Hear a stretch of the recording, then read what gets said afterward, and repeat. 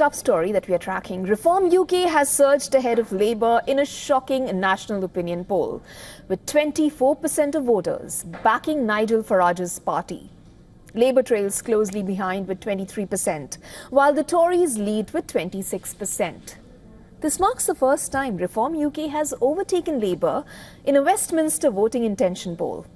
Now, the poll conducted by Find Out Now surveyed 2,607 adults and shows a 2-point increase for Reform UK from last week. Labour, on the other hand, has dropped by 2 points. This significant shift in public opinion has sparked confidence in Reform UK's leadership, with Chairman Zia Yusuf saying that he is confident this momentum will carry them to victory in the next general election. In fact, Reform leader Nigel Farage says that the poll shows that his party has real momentum. Reform UK's surge in popularity can be attributed to its growing membership and increasing visibility. The party recently passed 100,000 members and unveiled Dame Andrea Jenkins, a former Tory minister, as a candidate for a mayoral election in May. The party's leadership is now focused on May's county council elections, where they aim to win over 100 councillors to pose a credible challenge to Labour. With momentum on their side, Reform UK says that it is confident of making a significant impact on the UK's political landscape. Labour's decline in popularity has sparked concern among party leaders, with the latest poll adding pressure to Sir Keir Starmer's leadership. Starmer sought to move on from a series of scandals in his first 5 months with a major speech on Thursday in which he outlined 6 milestones for his government. Invested in the NHS. Asylum returns up. Measurable milestone.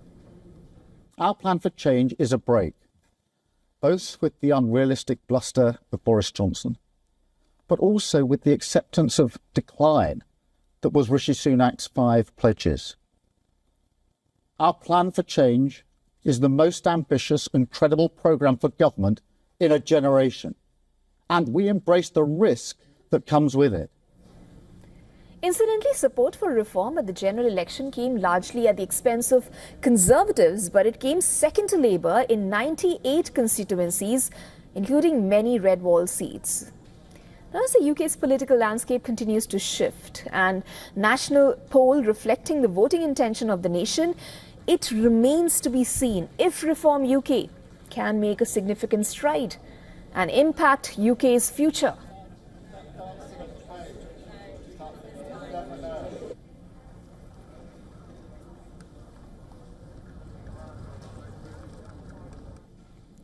I now have with me Dr. Nigel Fletcher, political analyst and commentator from London.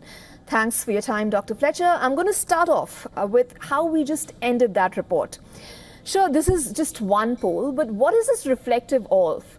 The intention of the nation, perhaps? Now, as someone who understands the economic and the cultural needs, the motivations, the minutiae of the UK populace at large, what is that intention really that this poll is indicative of? Well, as you say, I think it is important to remember it is just one poll, and it's not necessarily borne out by some of the others that we've seen in recent weeks. But what is certainly the case is that we have a very fractured party system in terms of vote share.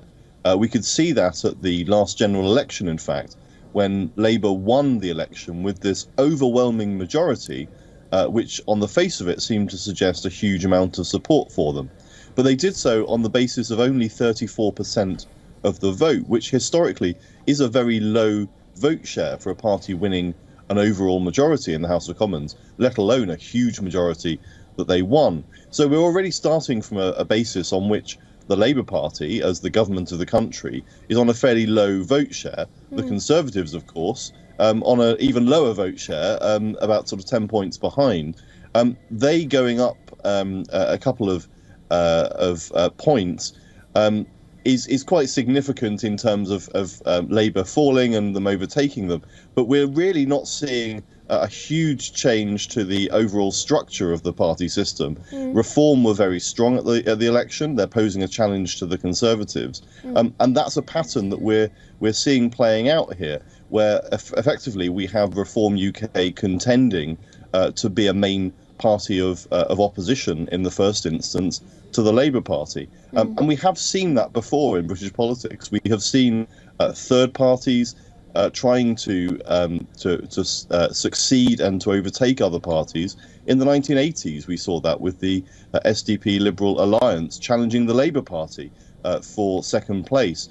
But the British party system makes it very difficult for those parties to break through. So I think even though this is quite a worrying poll for Labour, but also for the Conservatives, we shouldn't necessarily get too carried away at this point. Right.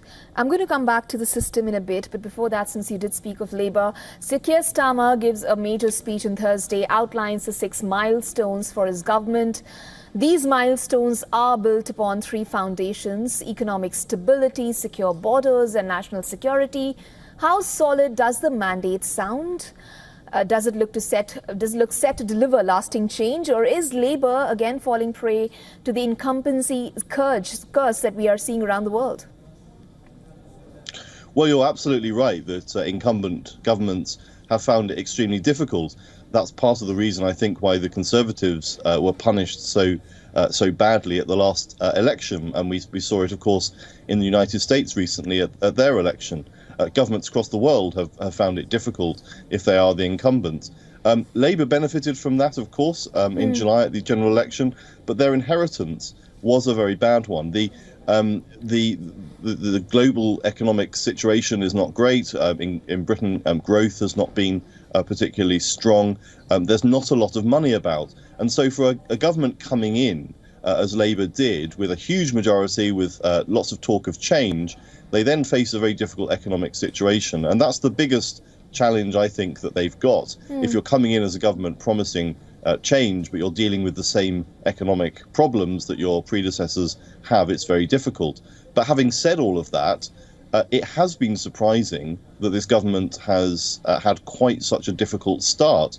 If you compare it to the 1997 general election, with Tony Blair coming in with a lot of goodwill, his honeymoon, in political terms, lasted for almost the entirety of that parliament. He was very rarely, if ever, behind in the opinion polls. And yet now, just 4 months on, we've seen Labour's ratings going down. We've seen them dipping below, as you've said, below the Conservatives and Reform, in fact, in this poll. And Keir Starmer's personal ratings falling as well. So they are in a difficult position, and it's quite unusual for a government only 4 or 5 months into office to have this scale of relaunch.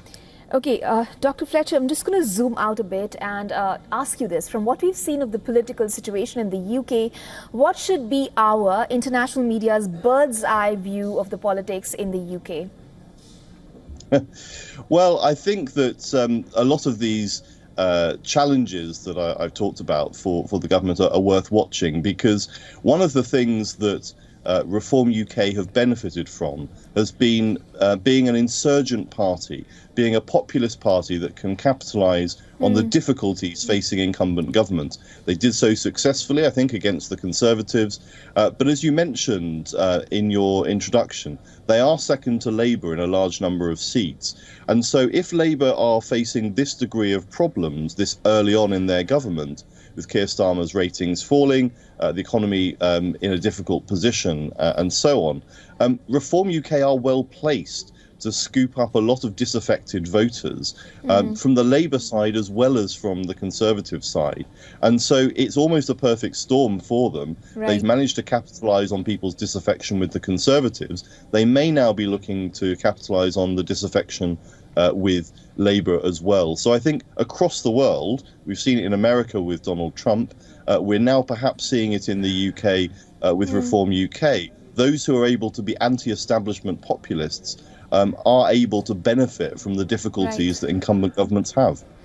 Dr. Fletcher, I'm sort of plagued with the paucity of time, but I would like to slip this quick one in before I let you go. Will it be correct to align this recent poll to a populist trend that you just spoke of, one witnesses in various other countries as well? I think that this is something we are seeing across the world. It is a trend. If we look across Europe, we're seeing that in France, particularly, having their own political problems at the moment. The rise of populist movements some time ago, in the last decade after the economic crash, we saw it with parties of the left. We're also seeing it now with parties of the right as populist movements. It's something which I think in democratic politics across the world is an increasing problem if people are seeing governments not being able to deal with the problems that they're seeing, that you do open up these opportunities for opposition from populist movements. And it's quite difficult, I think, for parties in office with the responsibilities that face them in office to deal with the kind of promises you're able to make when you don't have those responsibilities. Right. Dr. Fletcher, thank you so much for those insights and joining us on the program today. Pleasure. For all the latest news, download the WION app and subscribe to our YouTube channel.